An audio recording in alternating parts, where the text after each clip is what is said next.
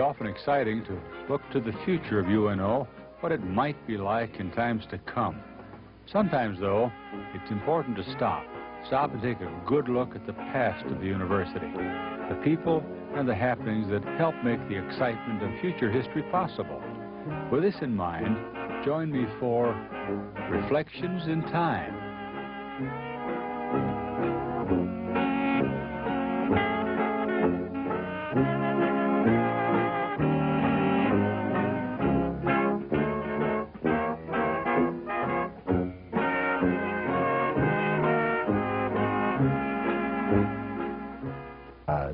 It's the summer of 1985, and we're here on Castellar Street, right near center, beautiful home, and the home of Dr. Bruce Baker.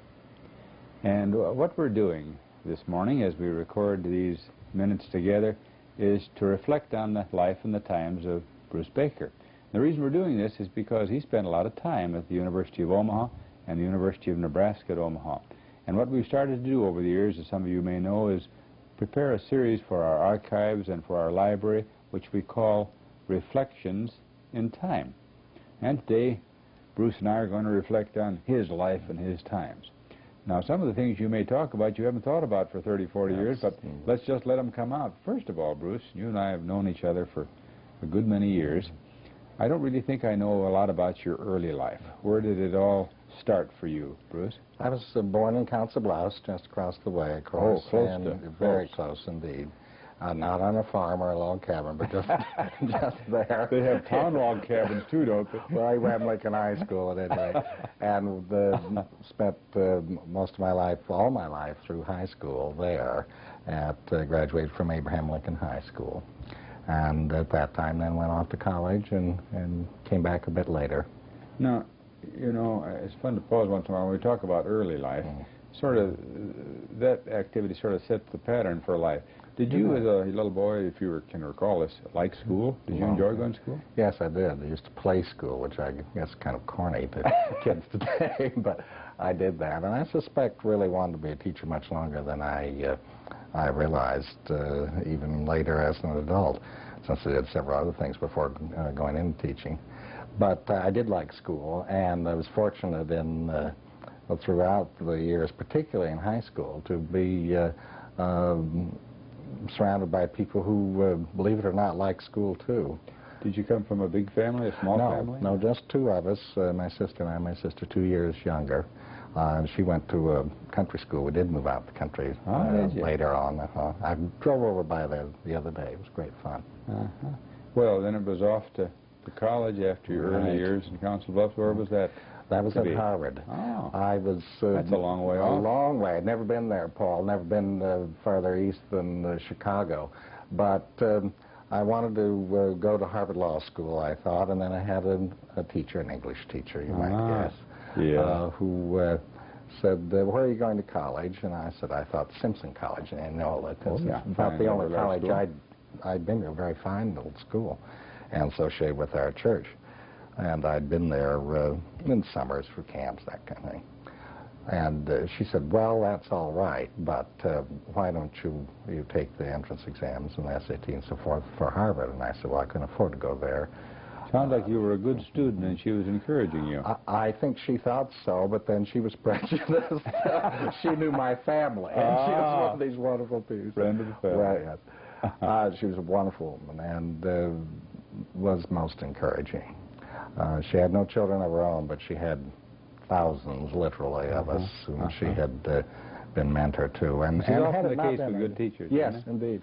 I really would not have thought of so doing, and ended up getting the scholarship there, and at a time when Harvard had decided to put resources into bringing people from all over the country. And made it more affordable, perhaps. Yes, indeed.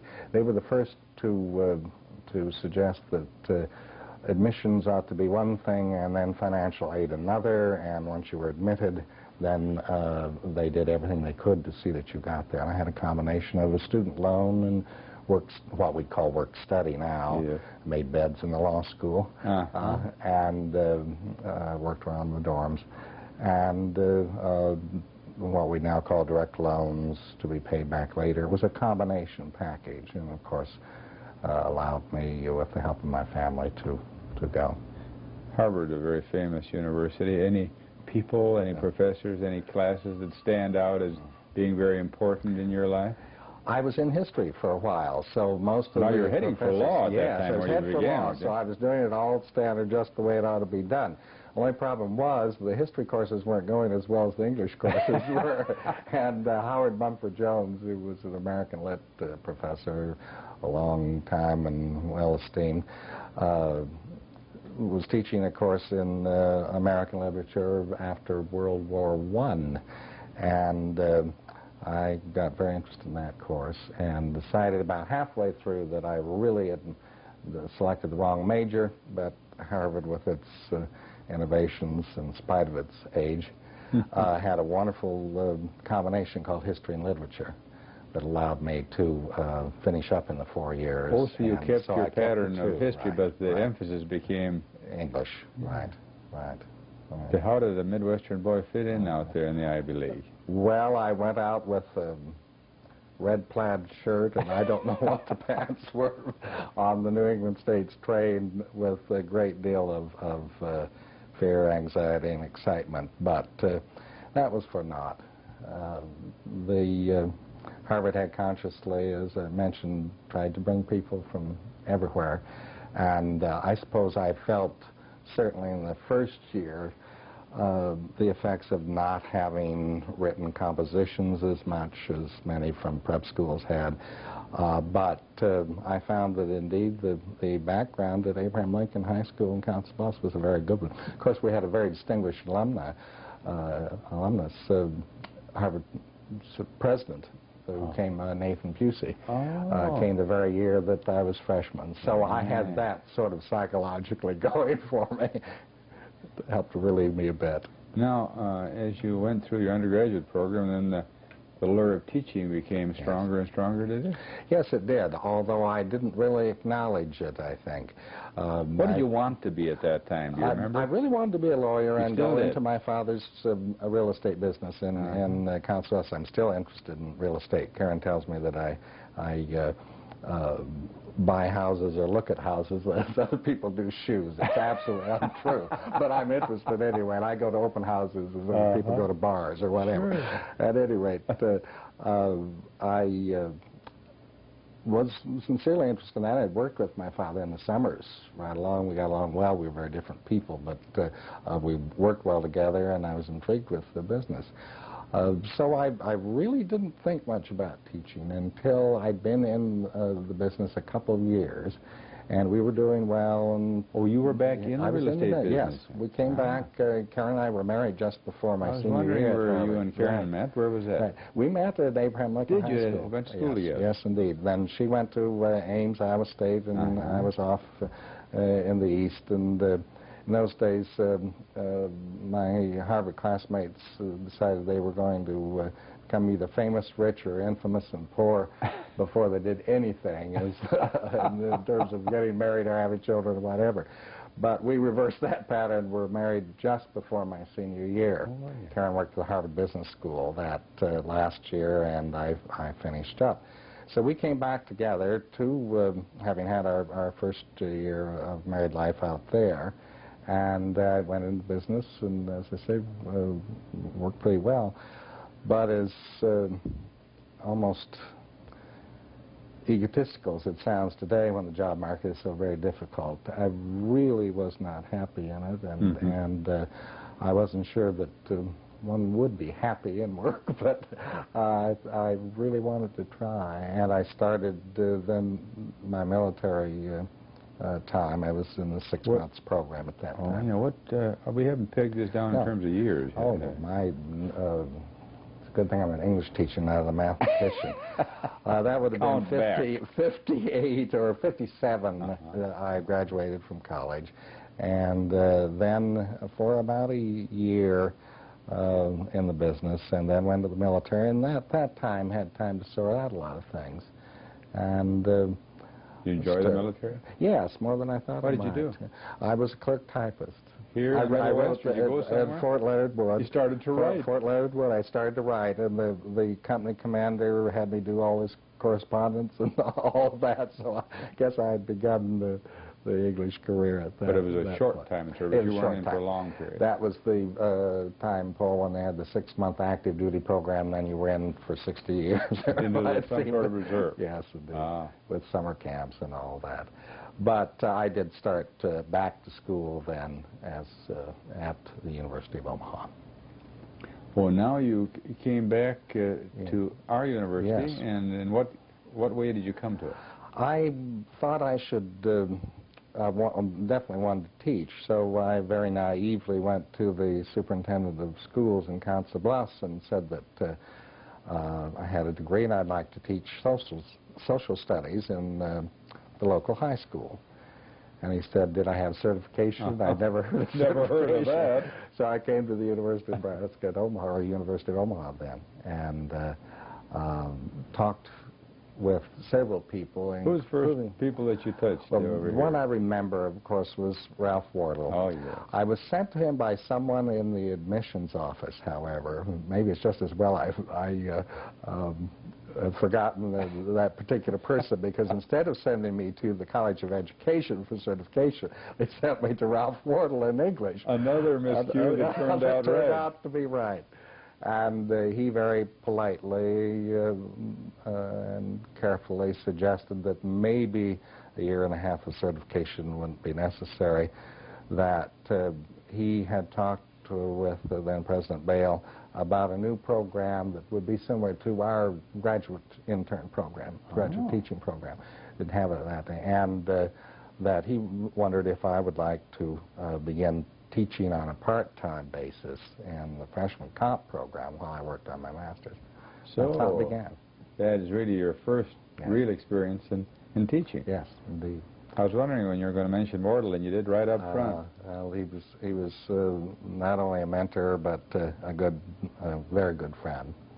So, one thing I like to ask at this juncture is when you really come to the university. I know you grew up as a young boy in the area, but I imagine your attachments to Omaha and this university were very slight, if at all. Yeah. Well, remember your first impressions of the university? I'd not really given it much thought, regrettably. And from the very first day I was there, certainly talking to Dr. Wardle and others, I was excited about what was going on. It was a new program, it was innovative, it was exciting. The classes were going to be small in those days. Mm-hmm. And I was excited about starting, impressed from the very beginning. There was, of course, as I'm sure your tapes have indicated many times, the reputation of West Dodge High and this and that and the other. However, my father had gone to the night school at the university when it was still downtown, and I'd always had respect for the university, even in those early days. When I got into master's degree classes there, I was even more impressed, because the instruction was first-rate.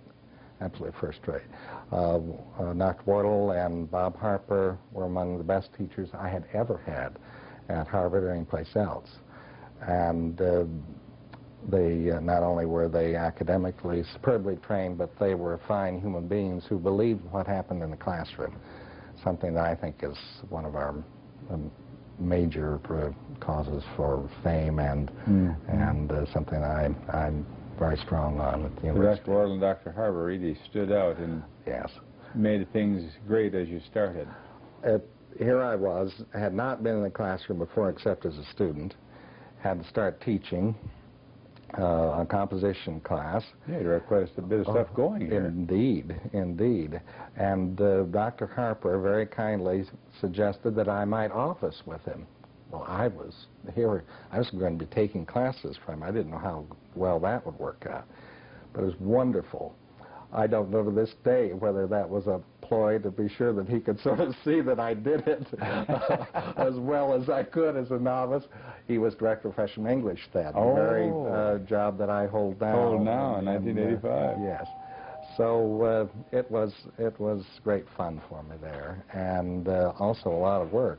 I taught 3 sections of freshman comp, and then took 3 courses. And you had a lot of good visits in that office space you shared with Dr. Harper that helped set a lot of ideas in your head. It was good to hear him talk with students. Things I learned there simply by overhearing and observing that aren't in textbooks. The ability to be firm but kind, certainly one of the criteria that I have tried to embody in my own teaching. He also adapted his philosophy and his approach to particular individuals. Mm-hmm. And that, I think, is a great gift as teacher, and I certainly have tried to emulate that as well. He was a fine mentor, and I was right there, as close as we are. He was also right there when I was talking to students. So he could listen to you. So he could listen to me as well, and we had wonderful conversations, informal but very important as part of my training as a teacher. You know, when you first started teaching, Bruce, the first experiences, what did you find the hardest about it? Being in front of the class was not as difficult as I thought it might be. I'd done a lot in music and some in drama and things. So you'd been up front. So I'd been in front of people. I think that what I was most concerned about was the individual conferences. The syllabus said we should have individual conferences. I put them off as long as possible. But I finally had them, and they'd done 3 or 4 papers at that time. I had the papers all arranged by student and what I thought I would say, etc. First student who came in was almost stereotypical football player. Huge young man, very bright as well. Well, he sat down, and I was about to go into my spiel about comma splices, and he said, "Mr. Baker, do you think I should get married?" And I thought, somehow or another, I was prepared for that kind of confrontal. However, for me, I can't remember what I told that young man. Did you tell him to get married? I think I said something like, well, how bad are you hurting, or whatever. All I know is that I learned an important lesson there. Teaching and the teacher-student relationship is a very difficult one, hard to define, and difficult to find with particular individuals. This young man evidently felt that he had that on his mind, not comma splices. And he wanted to talk about that right then. And, of course, the classroom wasn't the appropriate place, but there was. And he felt like he could talk with you about it. And that I was felt nice good too. about that. Yeah. Somehow or another, I have to, in the comments I put on papers, I can't just make people feel good. But on the other hand, I look for something in the paper that is individual to that particular person, try to respond to it, as well as marking the comma splices, which I've marked for years and years, even in the 60s and 70s when you weren't, that was not exactly the popular thing to do.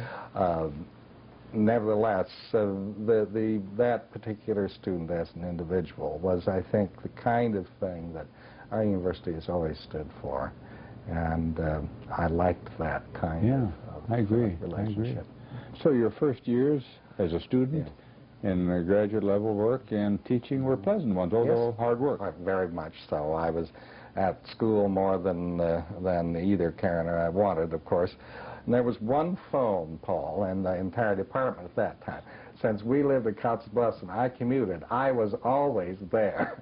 So I answered the phone the entire time. You actually ended up being secretary, too. Indeed, I was.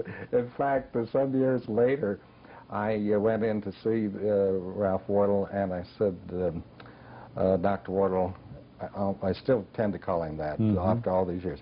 Dr. Wardle, we need a secretary. And he said to me, well, why?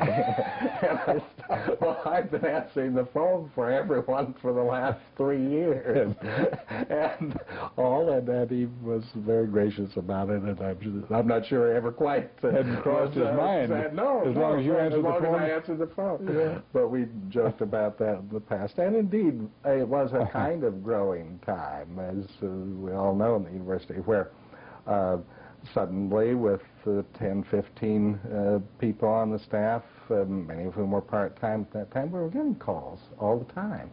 And So it was a very real need. I'm sure I wouldn't have known it, nor would he, had I not had to commute and be there all the time. When you first came to the university, Bruce, as a student, worker, we might class you as here, was it a big place then? Did it seem big to you? You've been to Harvard, you've been working. What was the university like physically and in terms of students? It was, of course, much smaller physically, always attractive. The building on the hill with the tower, of course, was a landmark. This was close to 1960, wasn't it? Yes, it'd be 58 at that point.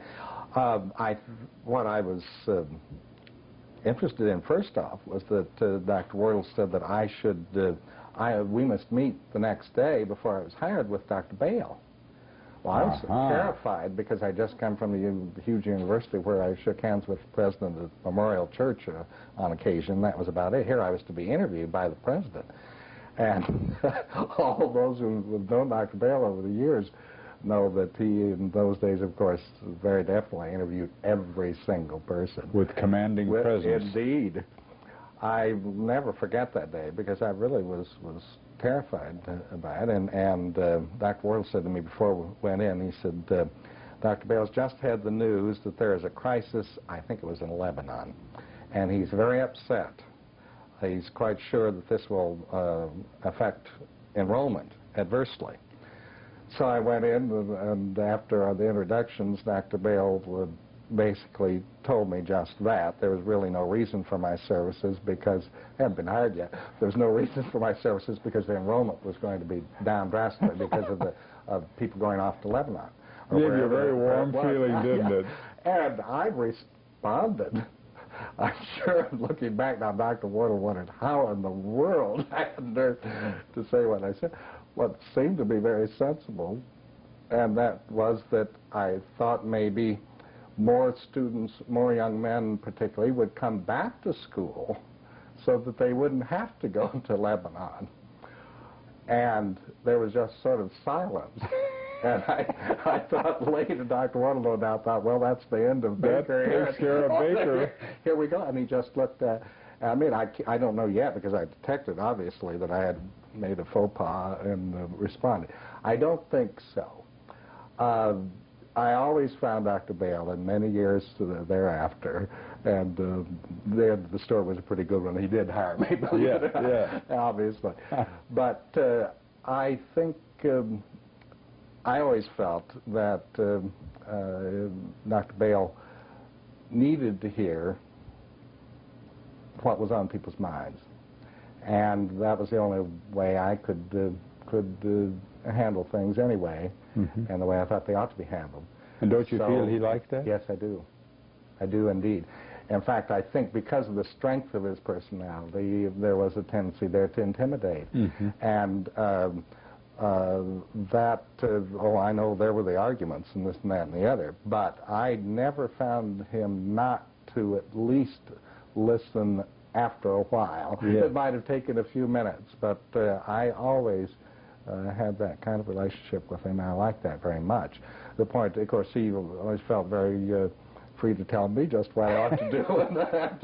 For instance, go back to school and get your doctorate, he said to me, pointing at me. And after a while you did. And indeed, of course. Now, how many years were you involved in the role that you began as a student and teacher? Let me see. I started back for my doctorate in '63, took a leave of absence. So you've been there then about 5 years. I've been there about 5 years, and it was time. I mean, the handwriting was clearly on the wall, and he knew that probably before many of the rest of us did. If you weren't teaching without the doctorate, there'd be no chance. It was absolutely essential. And, of course, it was difficult to do. I had children at that time. I was teaching full-time, barely making it. The salaries were the other thing, of course, at the university. And so it was difficult to make that decision. But we did, and part of it was because of the prodding of Dr. Bale and certainly Ralph Wardle and Bob Harper. How is it you went way off down south? They had a new program, and one would have thought you'd have headed back east somewhere. Well, some of my classmates from Harvard thought I should have. They said I'd be finished by that time, but I wanted to go. There were a couple of reasons. One, they had a brand new program. It had been carefully built. The library had been carefully built. I liked the idea that it was something new. I'd been in a university that was, of course, tradition-oriented, and rightly so. But this was an exciting program, and then I was interested in Cather, and the Southwest was Yeah. I've heard. I was wondering if by now you'd sort of settled in on an area of concern that you were especially interested in English. I was very definitely interested in American literature particularly, and British Romanticism. I'd done my thesis and master's degree in with Dr. Wardle. But when I went to Texas, I decided to turn to American literature, partly because, of course, of the opportunity one had at UNO, particularly in those days, to teach a wide range of courses. And you simply couldn't just, you had to be well-read in many things, in many places. You know, you're mentioning of that wide range of teaching, which hit many of us. Yes. A lot of people wouldn't like that, or would like to avoid that, wouldn't they? Yes, I think so. Colleagues around the country say that. In fact, since I've been there now, 27 years or something like that, and I write about a new course I'm doing, they think, some of them think that's rather ridiculous. Well, to this day, I teach in freshman English and the graduate program and the undergraduate program. And to me, that kind of opportunity is what UNO has presented. And it calls for a different kind of teaching. I believe it calls for an adaptability and something that's kept me stimulated over the years. Now, when you went to, was it the University of Texas? TCU. TCU, Texas Christian. Texas Christian in Fort Worth. Did you leave and go there with the intention of eventually coming back to the university, or did you plan now we're going to strike out and go somewhere else? Dr. Bale asked me that very question. And what did you say? I said, well, I understood the climate was quite nice in the Southwest. I was playing all my cards, I thought, very closely. Yeah. And I hadn't traveled there, and I wanted to see what it was like, and some of the rest.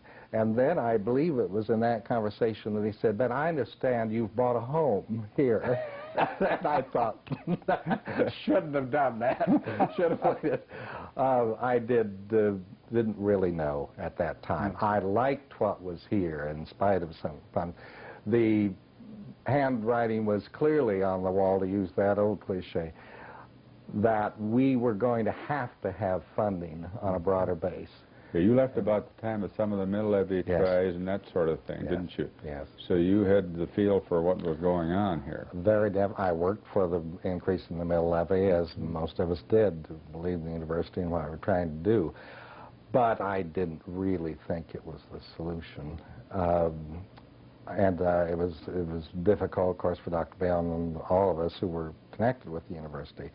But the direction of some kind of merger, I think, was almost inevitable, and I, for one, welcomed that trend.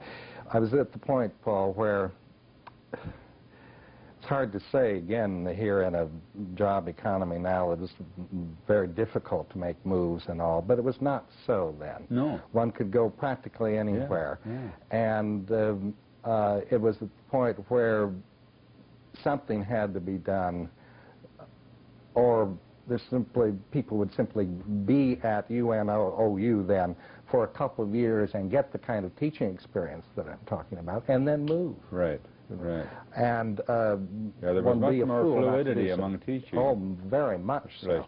Right. And I had already, stayed longer than, I think that's why Dr. Bale noticed that I'd bought a house. He didn't know my hobby, buying houses and selling them. So you went off to Texas. So I went off and did the doctorate there with the letters coming from Dr. Wardle, Dr. Harper, and others about the changes that no doubt were going to occur. How many years were you gone? I was gone 2 years and did the coursework and the languages and the written comps to be rewarded as I came back with no raise because there was no money, but with a parking sticker for A lot. That meant that you had privilege to hunt right outside the administration building. For those who have never seen A lot as it was, that was right east of the main building. Indeed.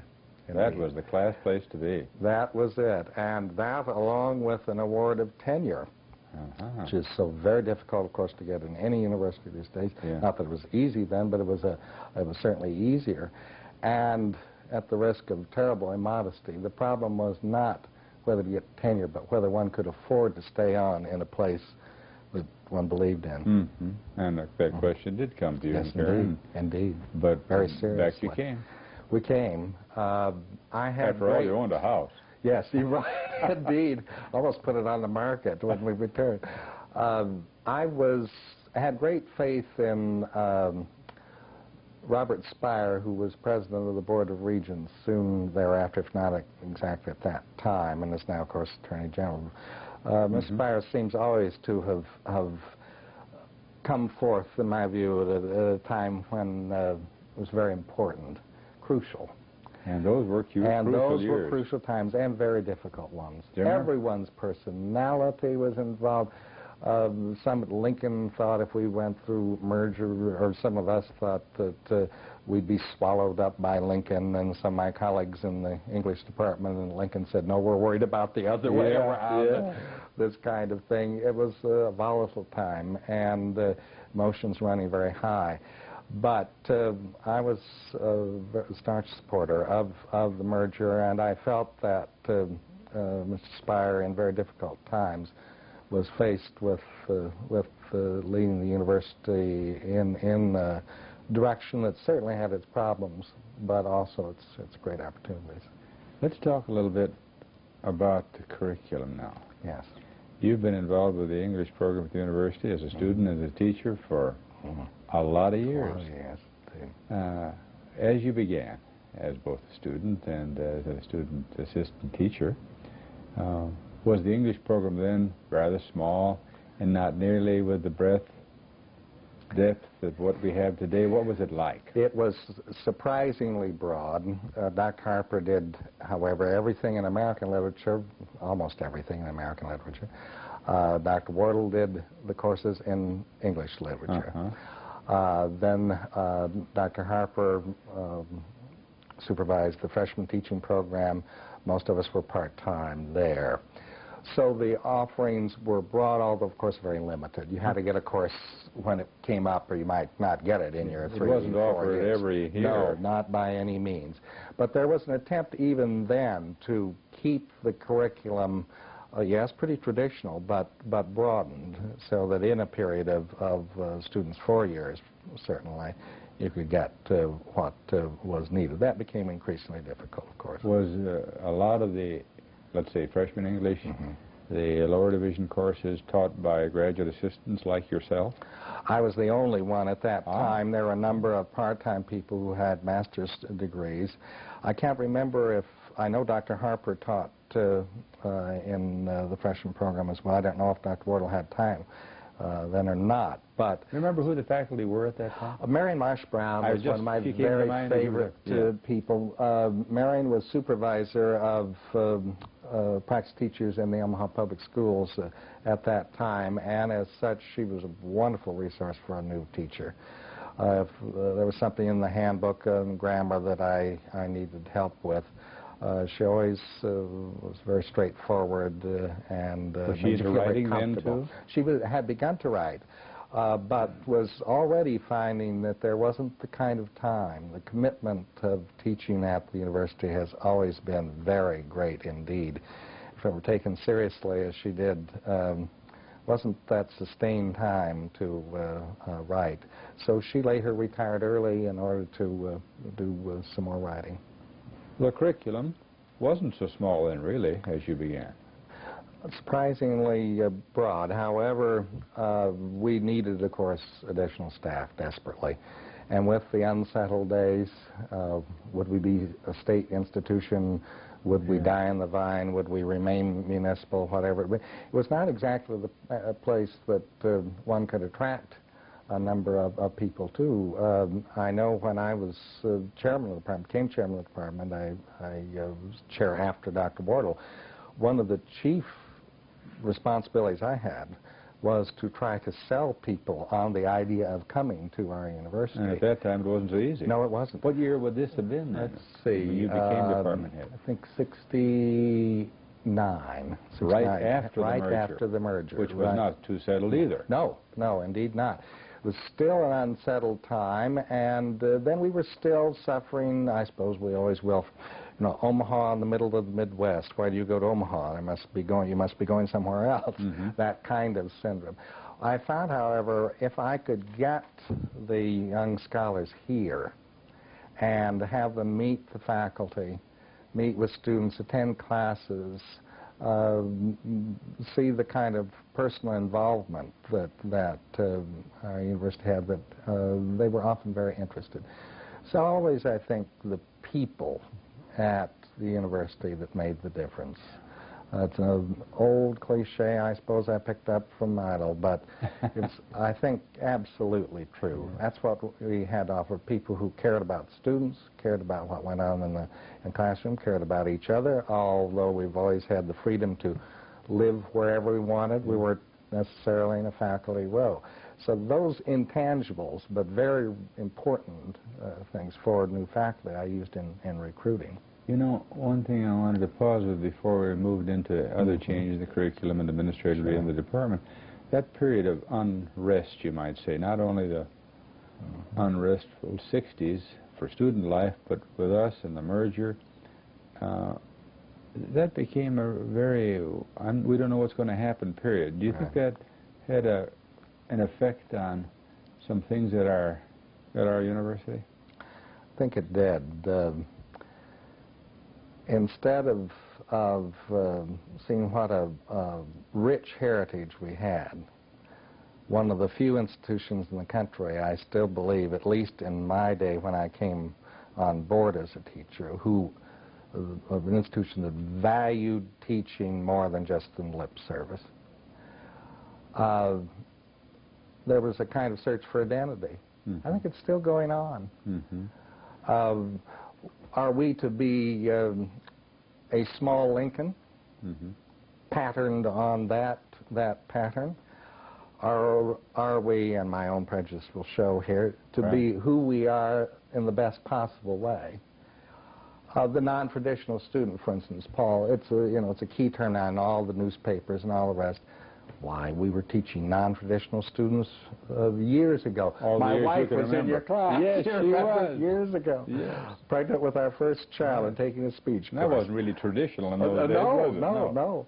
But that kind of thing. We'd have older students. Yeah. We had women returning to the classroom. We had young men who had been out working for 10 years. That sort of thing. We taught at night, all of us. So the rich heritage was there, and yet it seems to me that we've partly as a result of the merger and the unsettled nature of the 60s and 70s, the search for identity that individuals are going through. I think we were too.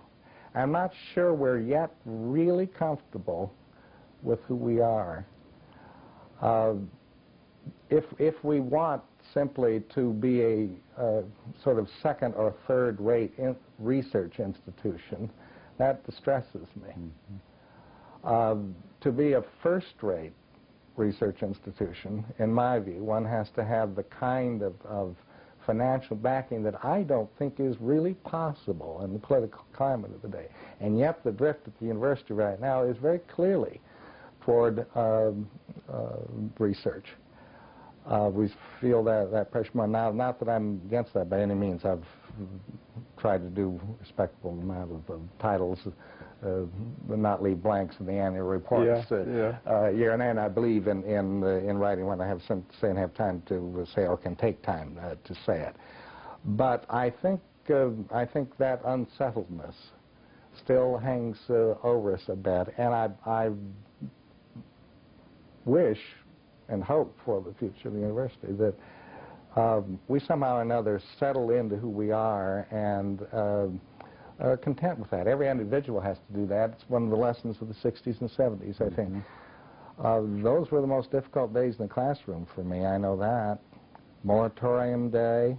Yes. A day where many of my students said, let's not have classes. We need to think about other more important things. That was a little difficult when you believed, as I do, when I was teaching Portrait of the Artist as a young man, that I was teaching a novel about the individual's responsibility to be who he was and to speak out, whether it was popular or not. I worried about the student who chose to come to class that day and not take part in the organization. That student had a right as well, yes, and an individuality. And at very difficult times, you know, when you see students that you thought so much of, and they took part in some particular foray, whatever, and you saw how much it meant to them, and the sympathies were so divided amongst us. You know, an individual that I might have thought was maybe particularly misguided at that point, and yet speaking out in a way that I thought was important. So those were difficult times in the classroom as well. And I think you're saying here totally, Bruce, that the unsettled quality of the merger in the 60s really hasn't quite settled down yet. I fear not. I can't quite put my finger on that, other than its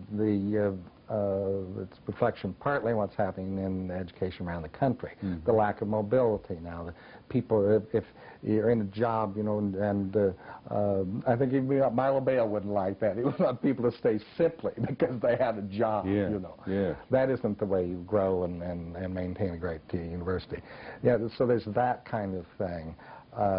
Whereas many of us who started had that opportunity to go elsewhere.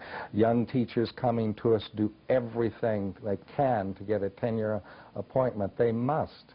It's their livelihood, it's their career. And how do you do that? You publish.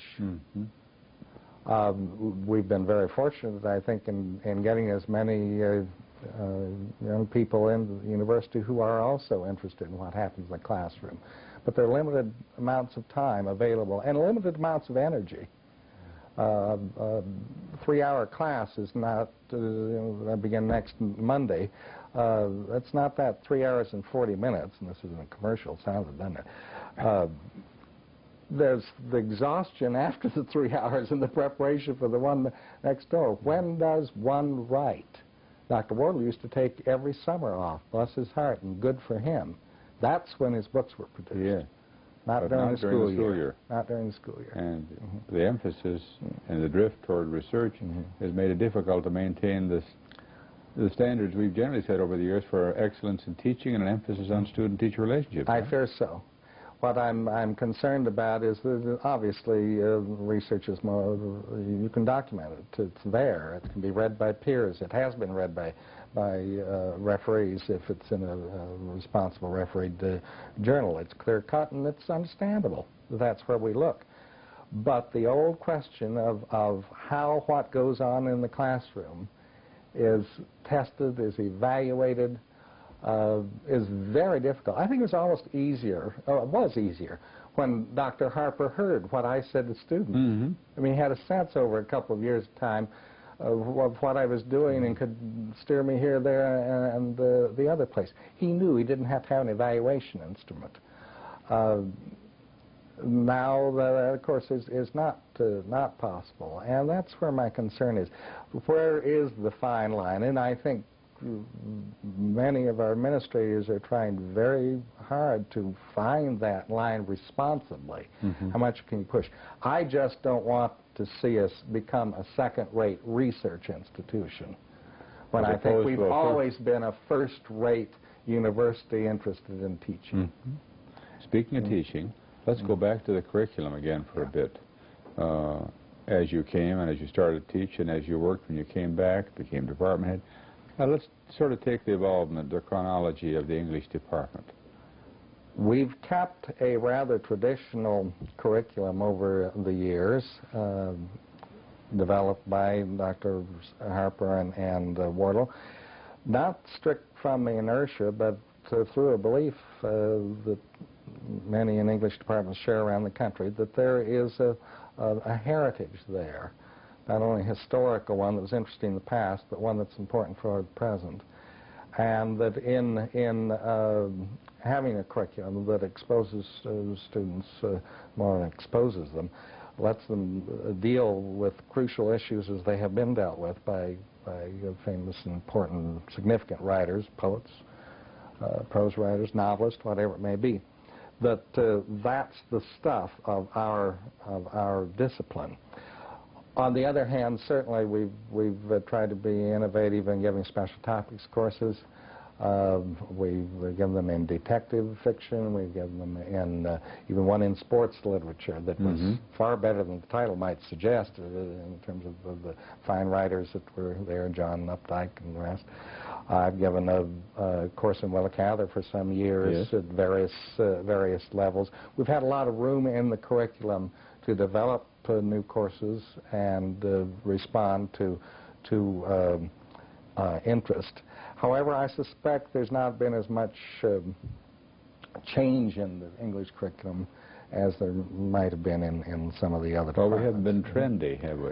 No, I think probably not. And you think that's good, don't you? You sounded like you think I'm afraid I do, but they say that's the Harvard background, great books and all the rest. Well, Willa Cather wasn't taught at Harvard and all the, but she should have been. She just wasn't in paperback at the time when you get everything else in paperback. No, we've kept to a pretty efficient, but we have responded to women's studies. We've responded to the more popular forms of fiction, for instance. And I think in a very real way spoke to the crisis in composition and in writing literacy around the country, perhaps way ahead of a number of others. Let's address that a little bit. Yes. Johnny can't read and he can't write, he can't spell. Now, we've had in more recent years and over the years, and you've been so instrumental in this, Bruce, both as an administrator and as a teacher in leadership there, we've tried to do a number of things to improve the quality of English in America, haven't we? Yes, indeed. Let's zero in on that for a bit. At UNO, we felt very strongly that composition should be required. The various colleges have been very helpful in supporting that recommendation. As director, for instance, I spent a lot of time explaining our program, what we're doing in the classes, to other colleges because they have a right to know what's going on there. And again, we've been fairly traditional. In the 60s, it was very common around the country to give English courses that had various titles, exploration of the self, that kind of thing, where the only writing one did perhaps were diaries that nobody else ever saw because they were private and all the rest. How did people learn conventional marks of punctuation?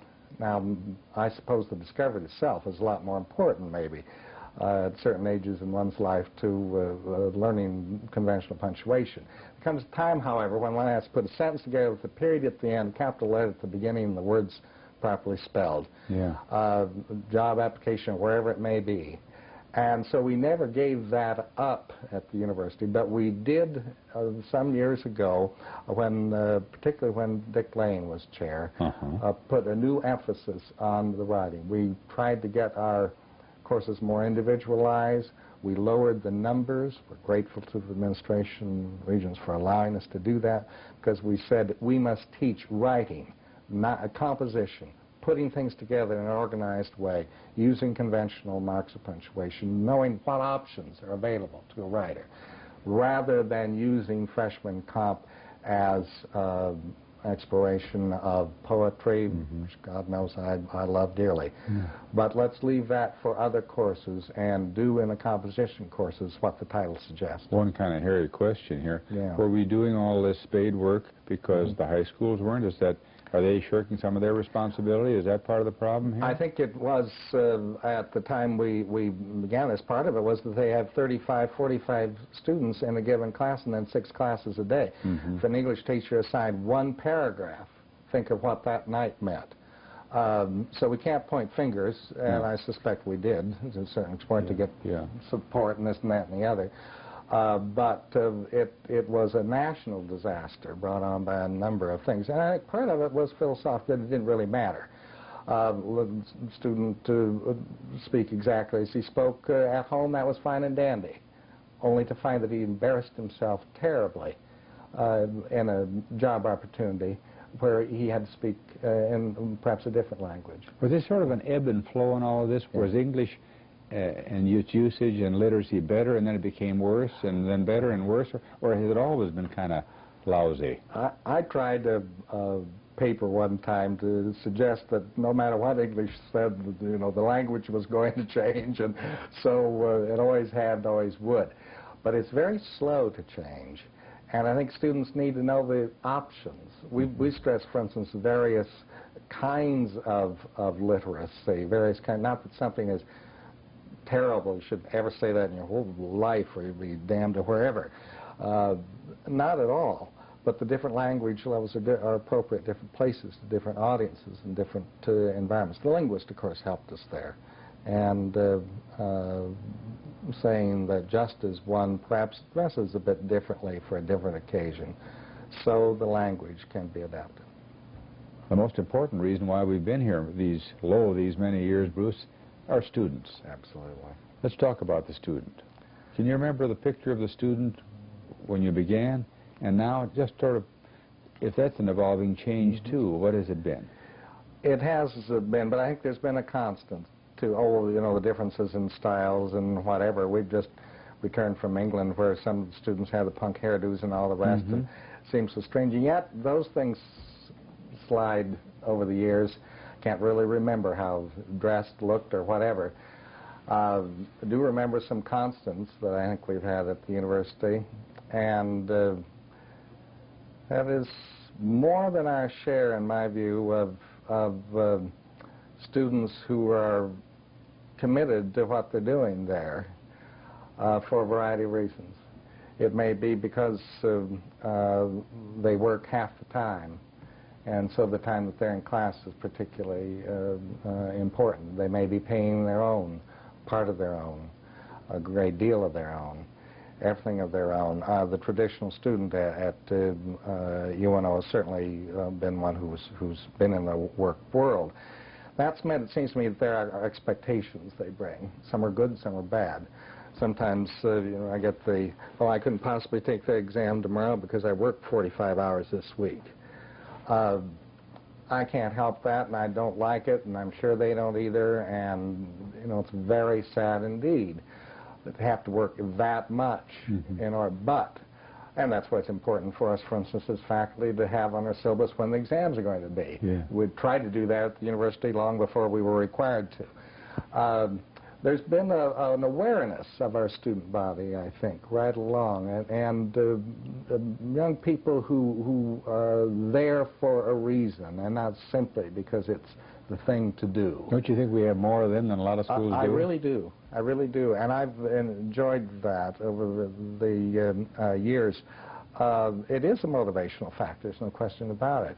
They also want their money's worth, as Dr. Bailey used to point out time, and they're there because of what that course is to represent, and they expect you to deal with it.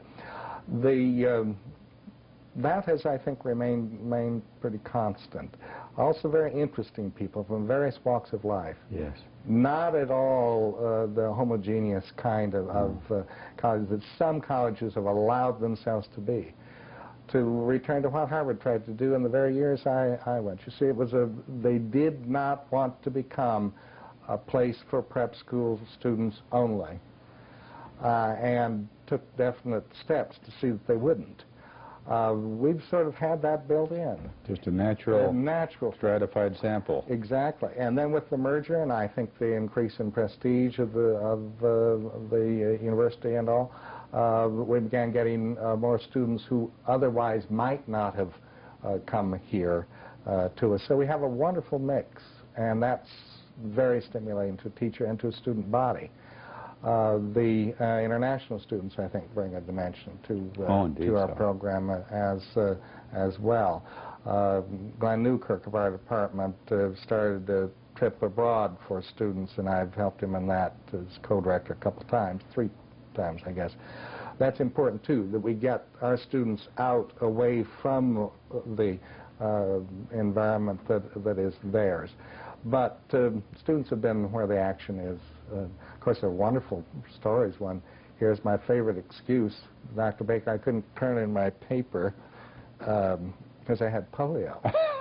And I laughed, exactly, and then looked at him, and he was very serious.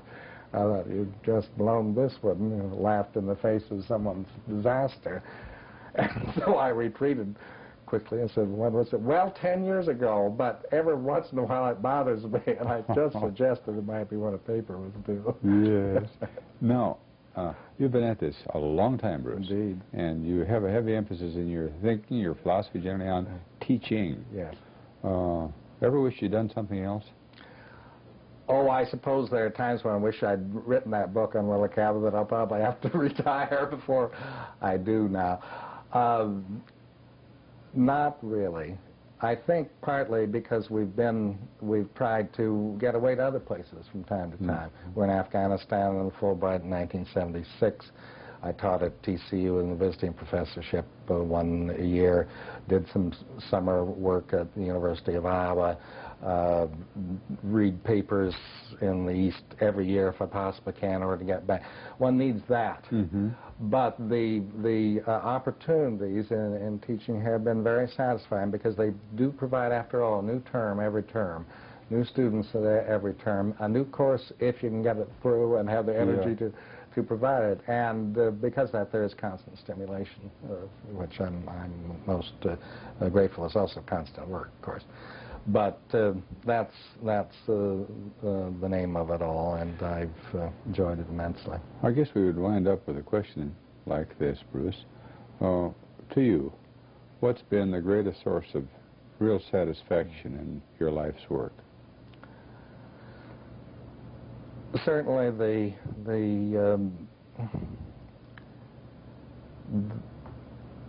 the interaction of students and teacher, and I don't mean that necessarily in a 60 cents, you know, hi guys, I'm here to rap.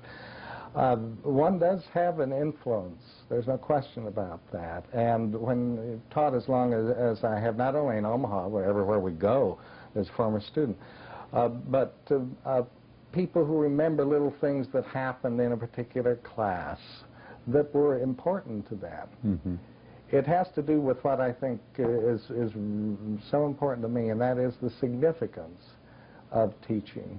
It's not just an ego boost. It's a matter of a life trying to make a little difference somewhere else, or maybe a lot. There's always that student says, you remember in class that time you said, or somebody said, and you think, my God, what was it, you know, and what influence, for good or bad or whatever it is, I don't know, but it is the place where people come together and through the stimulation of great writers have a chance to explore all kinds of things. And that's what it's all about. Bruce, thanks for the chance to explore and look back with you. It's really been a pleasure for me. Thank you, Paul. We've been reflecting today in the summer of 1985 on the life and times of Bruce Baker, his life with the university and his family.